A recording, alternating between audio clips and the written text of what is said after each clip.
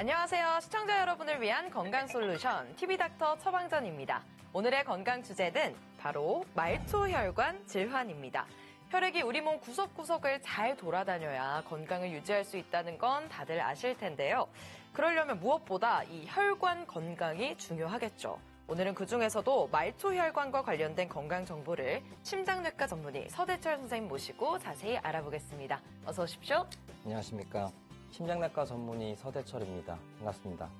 네, 일반적으로 우리가 뇌혈관 질환이라든지 심혈관 질환은 많이 들어보셨을 텐데 말초혈관 질환은 조금 생소하게 느껴지시는 분들이 있을 것 같아요. 네, 보통 혈관 질환으로 통틀어서 얘기하는데 혈관 질환은 크게 두 가지, 동맥 질환과 정맥 질환 두 가지로 나뉘어 볼 수 있고요. 흔히들 알려져 있는 뇌혈관 질환, 심혈관 질환은 다 동맥 질환입니다.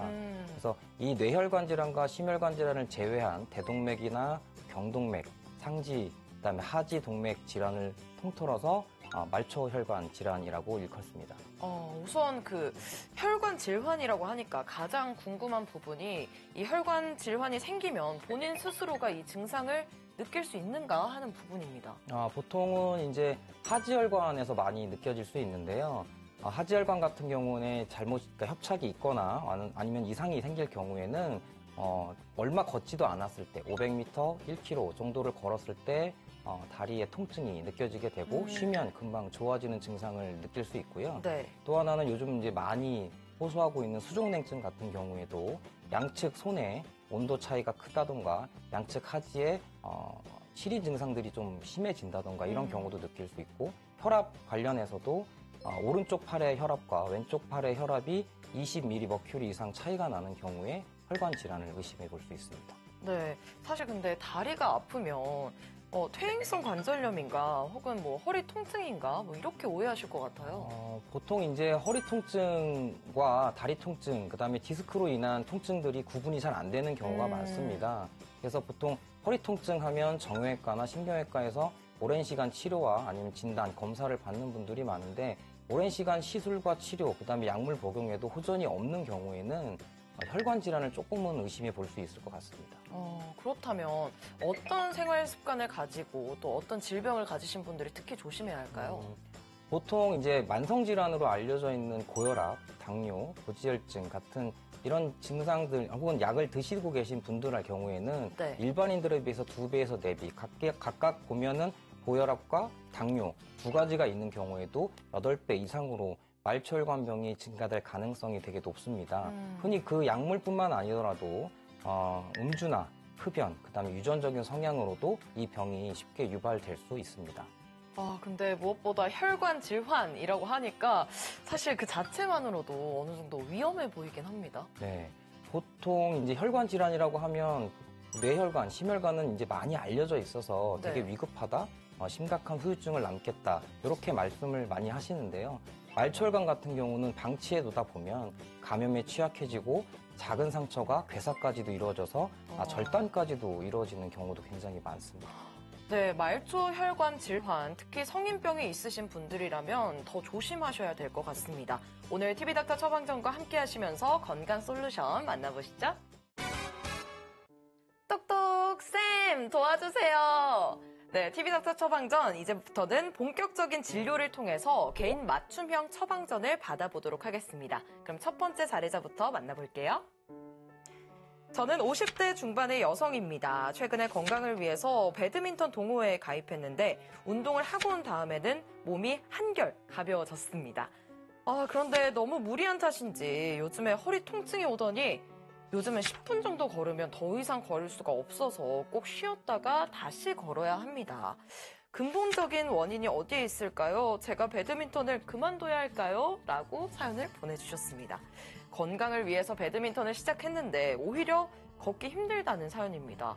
이게 어떤 게 원인일까요? 크게 두 가지로 나눠볼 수 있는데요. 배드민턴을 친 지 오래 되셨는데 만약에 허리 통증이 유발이 되거나 걷거나 할 때 다리 통증이 유발된다면 그거는 심각한 문제는 아닐 거라고 생각을 합니다. 하지만 건강을 위해서 배드민턴을 친 지 얼마 안 되신 분이 허리 통증과 다리 통증을 같이 느끼신다라고 하면 보통은 허리에 부담이 많이 가는 운동이지 않습니까? 네. 테니스가. 그러다 보니까 허리에 이상이 있는지부터 정형외과나 신경외과를 찾아서 검사를 해보시고요. 그 외에 허리에 검사 이후에 큰 문제가 발견되지 않는 경우에는 동맥질환, 하지 정맥질, 동맥질환을 확인해 보시는 게 좋을 것 같습니다. 네, 그럼 두 번째 사례로 넘어가 보겠습니다. 저는 10년 전부터 당뇨를 앓고 있는 60대 초반의 남성입니다. 올 초 등산을 다녀온 후 발가락에 물집이 잡힌 적이 있었는데 얼마 지나지 않아 양말을 벗어보니까 깊게 패인 상처가 보였습니다. 통증이 없어서 몰랐는데 이게 말초혈관 문제일까요? 이런 사연입니다. 그러니까 당뇨가 있으신데 발에 상처가 생겨서 걱정하고 계신 것 같습니다. 어떻습니까? 생각 외로 당뇨를 앓고 계신 분이 말초혈관 질환을 앓고 있는 분들이 굉장히 유병률이 높습니다. 왜 그러냐면 당뇨를 오랫동안 앓았거나 혹은 인슐린 등으로 조절이 잘 되지 않는 당뇨를 앓고 계신 분들 같은 경우에는 혈관벽이 약해지기 때문에 혈관이 가늘어지고 그로 인해서 말초 쪽으로 피가 충분히 가지 않죠. 네. 게다가 또 하나는 당뇨로 인해 신경병증이 발달되는 경우에는 통증에 둔감해질 수밖에 없습니다. 그래서 화상을 입거나 어디에 잠깐 상처가 났을 때도 통증을 못 느끼기 때문에 방치되는 경우가 많습니다. 그런 경우에 이제 자그마한 상처라도 괴사라든지 감염에 취약해질 수 있는 경우가 생길 수 있죠. 그럴 경우에는 빠른 시일 내에 심장내과나 순환기내과 혈관 파트를 담당하고 있는 선생님한테 진료를 보시는 것이 가장 빠를 것 같습니다. 그렇다면 이 당뇨 증상이 없는데도 말초혈관 질환으로 발에 이런 문제가 생기는 경우가 있나요? 있습니다. 보통 이제 30, 40대 정도의 젊은 남성분들한테 많이 나타날 수 있는데요. 네. 우리나라 말로 하면 조금 용어가 어렵습니다. 폐쇄성 혈관병. 어렵네요. 예, 어렵습니다. 그래서 이제 흔히들 외국 사람이 그걸 발견해서 버거시 병이라고 많이 알려져 있는 병인데요. 이런 경우에는 혈관 자체 문제라기보다는 아직 명확한 기전이라든지 원인이 밝혀지지 않은 상태지만 추정하기로는 자가면역 질환 중에 하나일 것이다. 아니면 혈관이 수축을 잘하는 성격을 가진 혈관일 것이다가 많이 나오고 있습니다. 하지만 이런 경우에는 혈관이 갑자기 가다가 사라지거나 막히는 경우가 많기 때문에 특히나 흡연을 많이 하시는 30, 40대 남성분들은 이걸 주의해야 할 것입니다. 네, 말초혈관 질환 결코 가볍게 봐서는 안 될 질환이라는 생각이 듭니다. 오늘 TV닥터 처방전에서 여러분에게 도움이 되는 건강 정보 알려드리고 있습니다.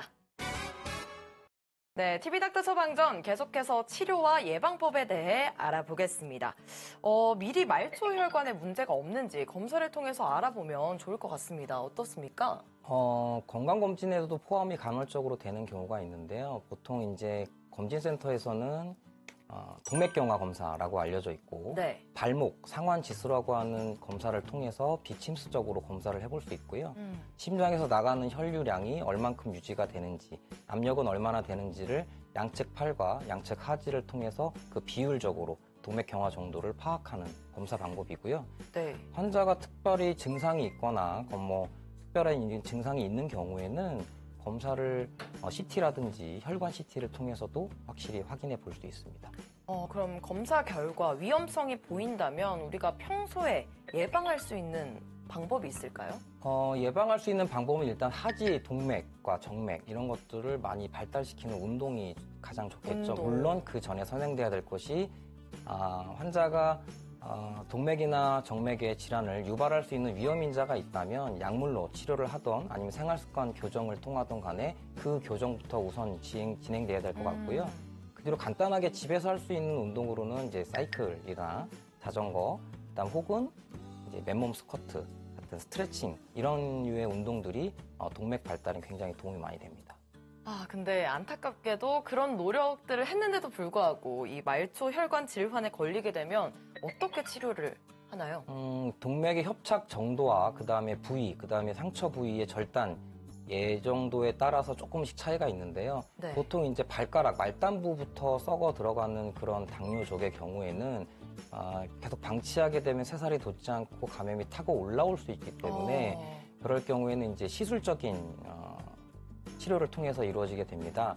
무릎 아래쪽 같은 경우는 혈관이 굉장히 가늘기 때문에 풍선 확장술을 통해서 혈관을 열어주는 치료가 병행이 되고 그 이후에 약물 치료가 병행이 될 거고요. 네. 그다음에 무릎 이상, 그다음에 허리 쪽부터 무릎까지의 대퇴부 혈관 같은 경우는 혈관이 크기 때문에 막힌 정도와 범위에 따라 좀 다르긴 하겠지만 풍선 확장술과 스텐트 시술이 동시에 고려될 수 있겠습니다. 네, 여러분, 말초 혈관 질환이 조금이라도 의심이 된다면 그냥 지나치지 마시고 서둘러서 진단을 받아보시길 바랍니다.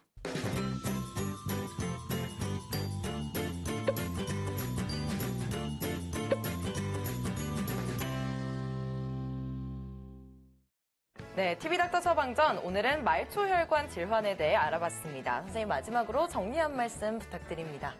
흔히 말해서 요즘 100세 시대라고 하잖아요. 100세 시대를 맞이해서 말초혈관을 건강하게 유지하는 것이 좀 더 활동적이고 능동적인 노년 생활을 즐기시는데 큰 무리가 없을 것 같다고 생각을 합니다.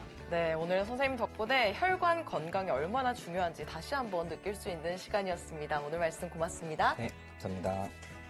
네, 저희는 다음 주 이 시간에 더욱 알차고 유익한 처방전 들고 돌아오겠습니다. 여러분, 오늘 하루 더 행복하고 건강하세요. 건강하세요.